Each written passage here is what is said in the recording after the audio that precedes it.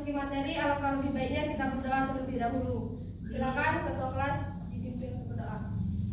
Untuk mengawali kegiatan pembelajaran pada siang hari ini, alangkah lebih baiknya kita berdoa. Mulai. Bismillahirrahmanirrahim. Allah. Baik, siapa yang tidak hadir hari ini? 5 orang, Bu. Kemana mereka? Izin sakit, Ada yang pulang? Gak ada yang ngirim surat ya? Enggak. Lain kali ngirim surat ya? Ya, Bu. Lupa, Bu.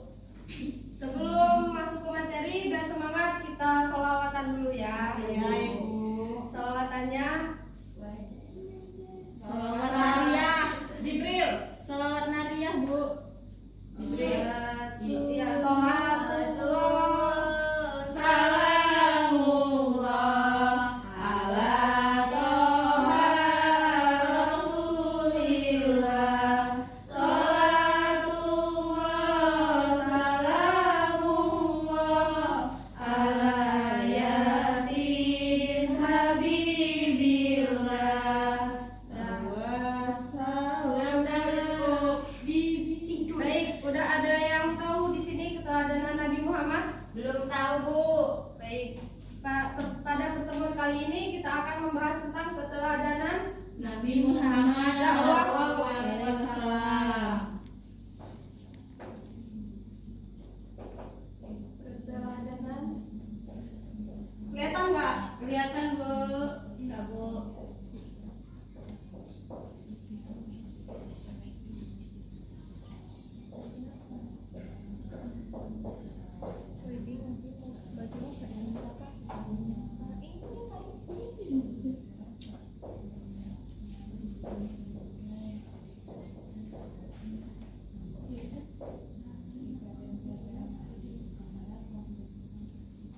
Baik, ada poin yang akan kita bahas pada siang hari ini, yaitu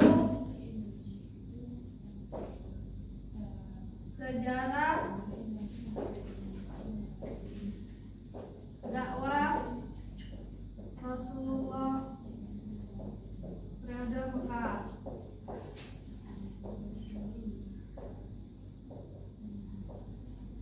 Dua, pengangkatan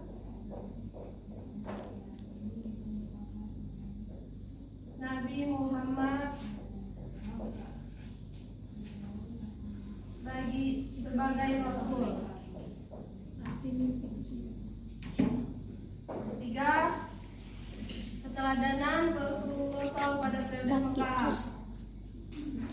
Dan yang terakhir, substansi dan strategi dakwah di Mekah.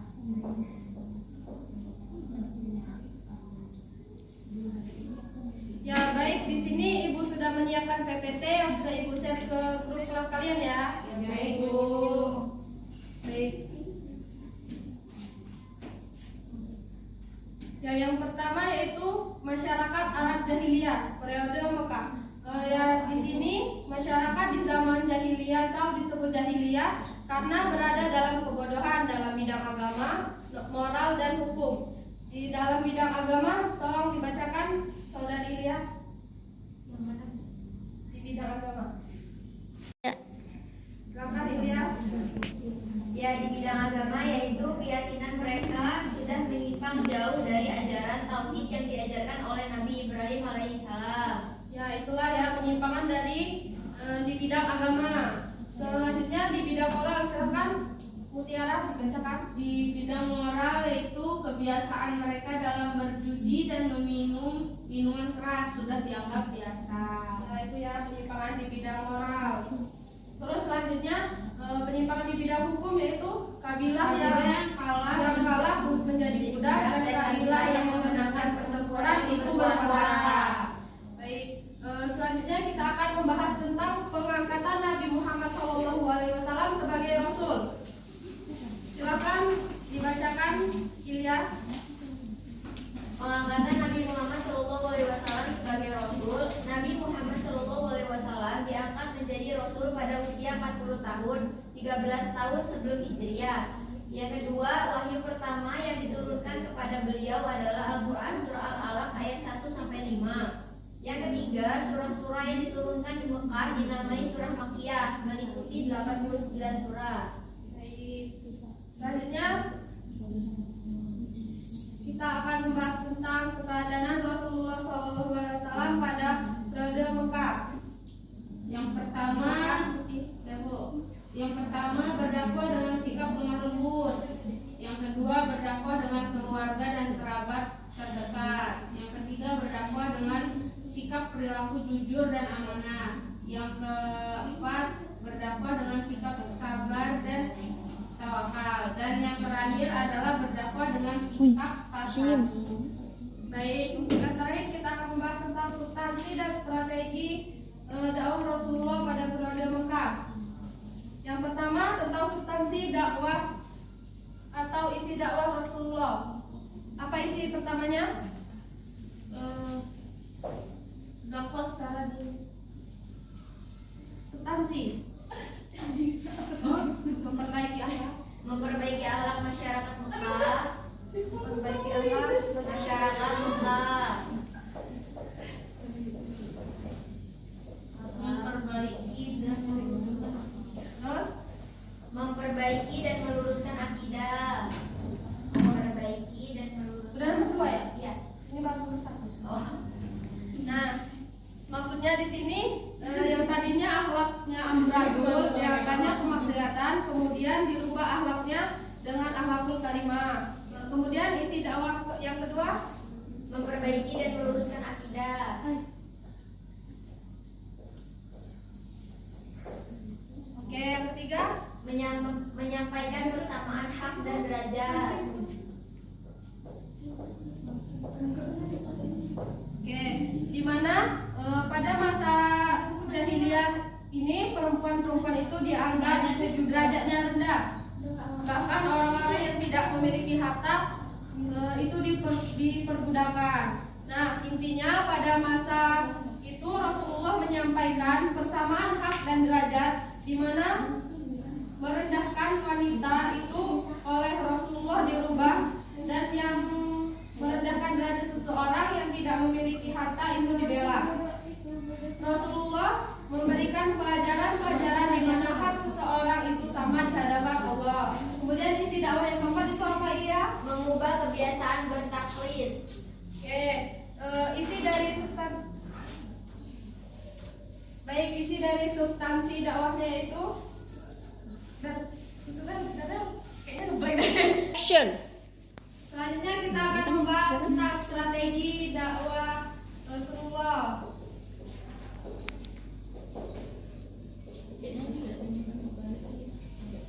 Yaitu terbagi menjadi 2, yaitu pertama berdakwah secara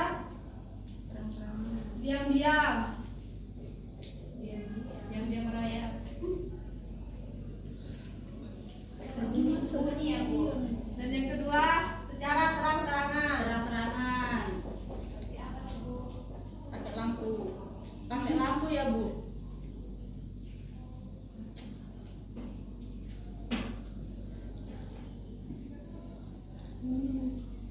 Ketika melakukan dakwah secara diam-diam, Rasulullah menggunakan cara mengajak orang-orang yang berada di lingkungan rumahnya, tetangganya sendiri, serta sahabat dekatnya untuk diajak masuk Islam. Sehingga dengan cara ini Rasulullah menghasilkan yang disebut asabiqunal awwalun, yaitu orang-orang yang pertama kali masuk Islam.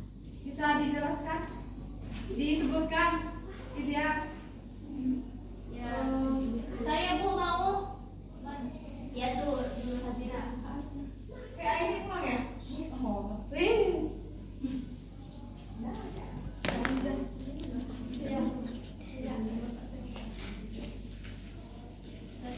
Silahkan Mira dijelaskan. Ya, jadi as-sabiqunal awalun itu terdapat ada Khadijah binti Walid, Ali bin Abu Thalib, Zaid bin Haritsah, Abu Bakar As-Siddiq, Bilal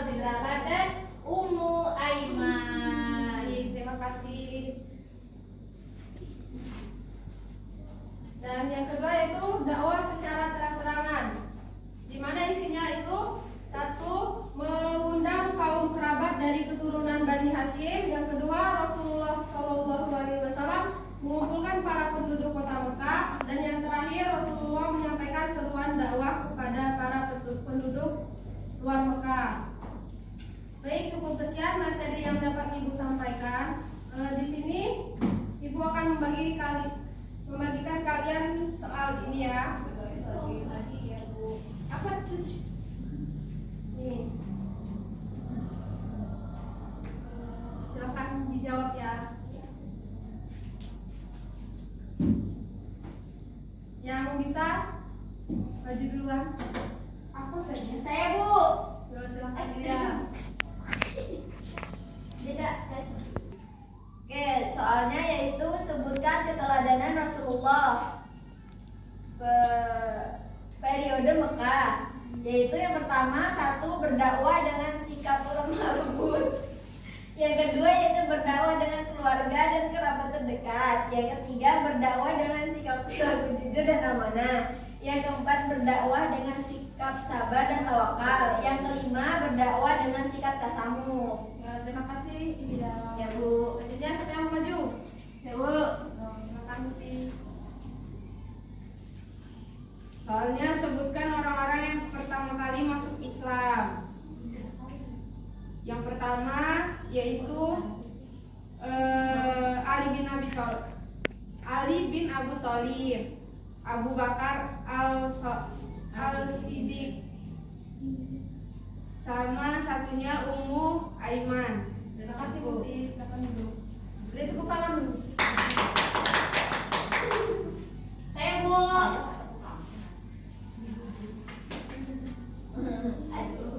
Apa ya? Ya, soalnya yaitu Sabar. Jangan ketawa. oh iya Pak Bu. Substansi apa saja yang menyebabkan keberhasilan dakwah Nabi Muhammad SAW dalam dakwah? Yang pertama, memperbaiki akhlak masyarakat Mekah. Yang kedua, memperbaiki dan meluruskan